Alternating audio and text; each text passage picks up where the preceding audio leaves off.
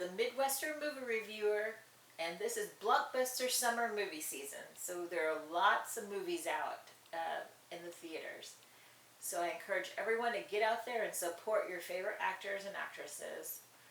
This week there were some great movies that I saw: Indiana Jones and the Dial of Destiny, Joyride, and Mission Impossible: Dead Reckoning Part 1. Okay, so first I saw Indiana Jones and the Dial of Destiny. This was a great film, guys. We've all been looking forward to the next installment of Indiana Jones.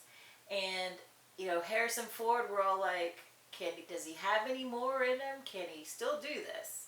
Because if you're familiar with this series, you know the stunts are crazy and exciting. And are we going to be scared as we see Harrison Ford try to do these stunts?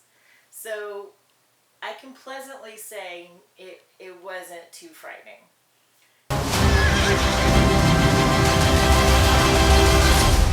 It's how hard you believe it.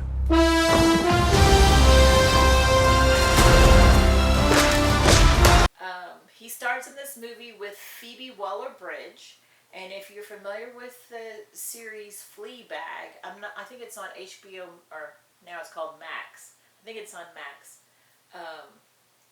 or on Prime. Don't quote me. I don't know. It's on a streaming service. She stars with him in this, and it's directed by James Mangold. This is a kind of long movie. It's 2.5 hours, but there's so much action that it moves at a pretty good pace. I will just say, people usually have gone to these movies with their families, with their parents, and so when you do go, you have that sense of this is something so familiar and wonderful that I've seen throughout my life. One thing that this has, because if you've seen the previews, you see that there's young Harrison Ford in this. And so, of course, they used deepfake technology once again, and it looks great. I don't know if they took some old stock footage from some of the other movies and somehow incorporated it, or did they just have a stuntman that looked a lot like him and kind of used his body? But about a quarter of this movie is him young with this deepfake technology. His voice is a little old, so that part's a little bit strange. You see young Indiana Jones, you're hearing this old voice, but it's still really great action sequences and very enjoyable. It sticks to this familiar formula. If you're familiar with some of the other movies, such as Indiana Jones and Temple of Doom, there's Indiana Jones, a woman, and a little kid. And there's like maybe 3 movies that have this formula. Him, some different woman, some different random kid. In this one, it's, of course, Phoebe Waller-Bridge and another young boy that I did not recognize, but I enjoyed that actor. He did a great job. And the formula works. In this one, the little boy is actually Phoebe Waller-Bridge's character's little sidekick. And the premise of this movie is Indiana Jones is, of course, trying to get an old artifact that somebody wants to steal who happens to be a Nazi. I don't know why they keep using Nazis in this, but it takes you back in the past to one of his older movies. I think it was Indiana Jones Raiders of the Lost Ark, which was like the very first movie. And then through time, having passed, brings you to his present, which seems to be like 1980 or 90-ish time period, not the present day. I guess if he was with the Nazis and he was like 30, add about 40 years to that, and you've got him in like 1970 or something. So he's looking for a treasure. He's trying to get it away from the Nazis, and him and this woman, Phoebe Waller-Bridge, are reconnecting. She was a child way back when. So, the same type of formula. He's traveling from country to country, fighting the Nazis, trying to get some piece of artifact. And it seems like back in the day when they first started, they didn't. Well, no, they did. Raiders of the Lost Ark, they had a kind of the Ark had powers. So once again in this one, the artifact has powers. I'm not going to break into what those are. I'll let you be surprised with that because that's a fun surprise. And then this actress, Phoebe Waller-Bridge, basically she's playing the same character from Fleabag, except for, she's rude, she's irreverent, British, but not sexy jokes. So just kind of dry comedy, rude British dry comedies, but she's a same character. So I enjoyed her in this. I thought she was pretty good. So all in all, I would say definitely go see Indiana Jones and the Dial of Destiny. You will not be disappointed. It has, I would say, I felt like it had somewhat of an abrupt ending, but still was satisfied with the ending. So do go see Indiana Jones and the Dial of Destiny. So the next movie was Joyride. Now, Indiana Jones you could take your kids to. It's got a little bit of violence, but it's tame violence. Joyride is 100% for adults only. This one is a comedy. It has a mainly Asian cast led by 4 women. And it's about an hour and a half long, so it was a good length. 3 of the stars were Ashley Park, Stephanie Hsu, and Sherry Cola. And they looked somewhat familiar to me, but I could not say what exactly I have seen them in. But they do a great job in this. They're funny, they're crazy, they give a lot of heart. And this movie is directed by Adele Lim. Not know where you come from. How do you know who you are? I'm just a garbage American who only speaks English. And a little Gollum. My precious little filthy hobbitses. Do you guys have that here? Yeah, we have. It's all over the world. Y'all calling me crazy? Let's just be. So the premise of Joyride,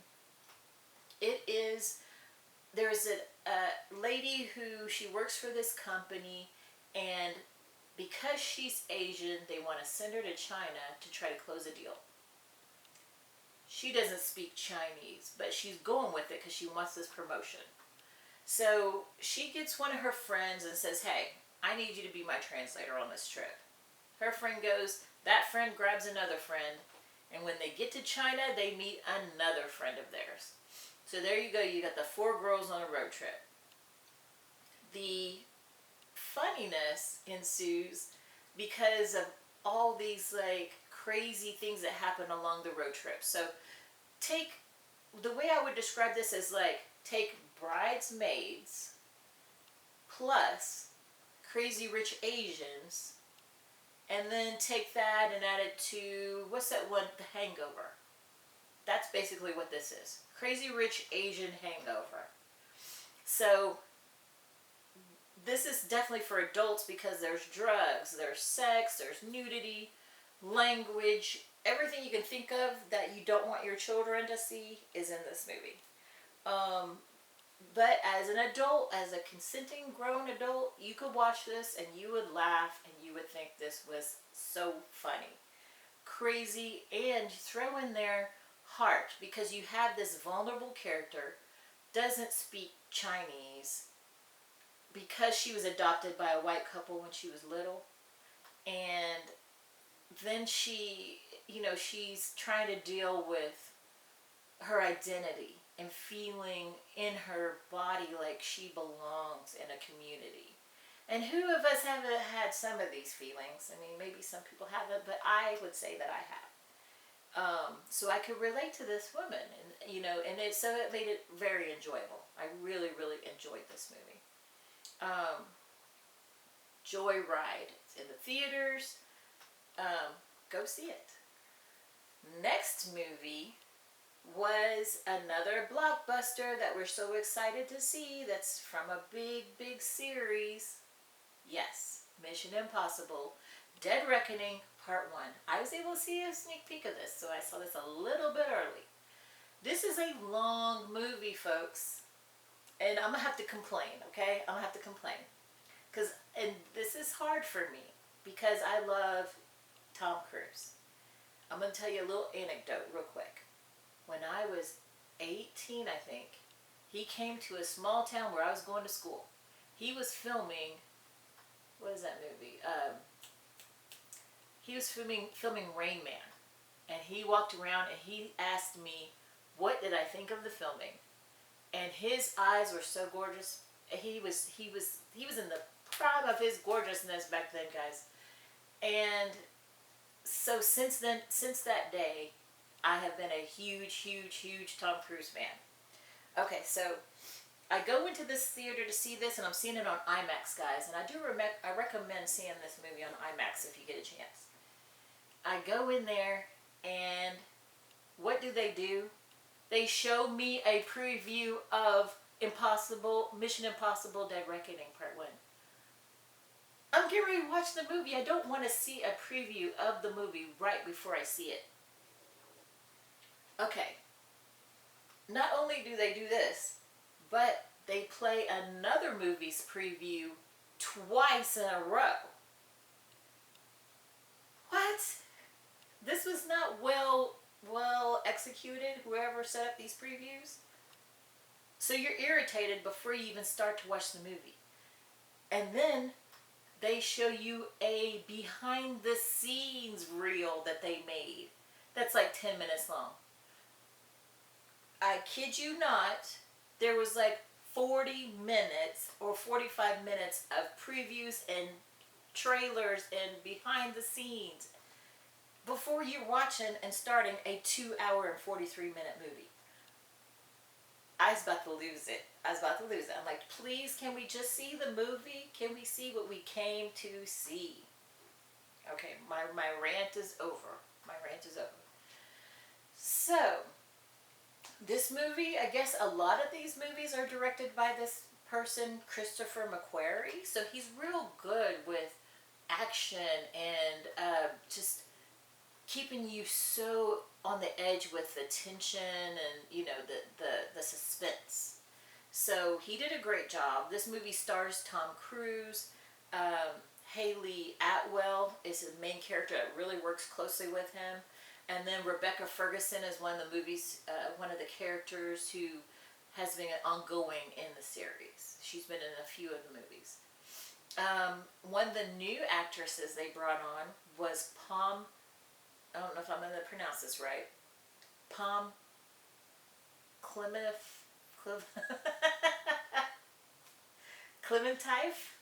Pom Clementif?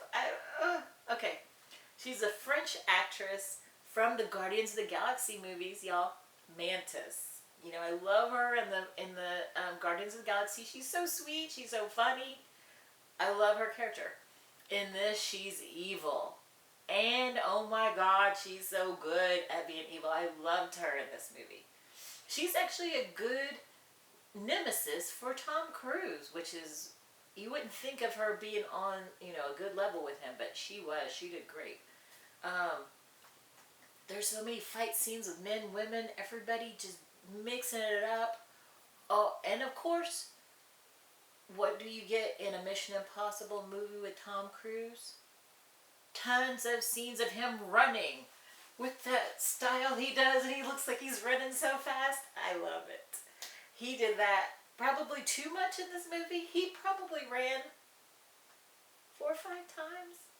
Which, the first time I was like, oh, he's running. I love it. The second time I was like, he's running again. But I love it. The third time I was like, why is he running again? There's a lot of running in this movie. And, again with a train. Which I was like, haven't we seen him fighting on trains in almost every movie? Why does he love to fight on train? Because at this point I'm looking at it going, it can't be this easy to stand on a moving, speeding train and fight people. You think people would just immediately stand up and fall off the train? Not be able to just stand there having conversations and stabbing with knives and jump down and look out for the lights and let's keep on fighting for like 15 minutes and not fall off the top of the train. The train's going what? Can you imagine standing on a car that's going like 50 miles an hour and you're just standing there talking and it's moving and it's doing curves and you don't fall off? That's basically a train. Okay, I'll get off that rant too. So, the action sequences were amazing. What's your objective? What's your ultimate objective?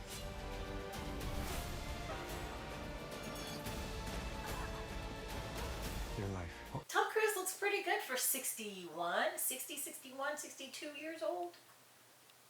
And can run for miles, apparently. So, what I will say about this movie is I loved it. It was so fun. It was full of energy. You're really into it. You buy into it. The story, I can't tell you the story because the story was so good. If I tell you what it was about, it would ruin it for you. It would ruin it.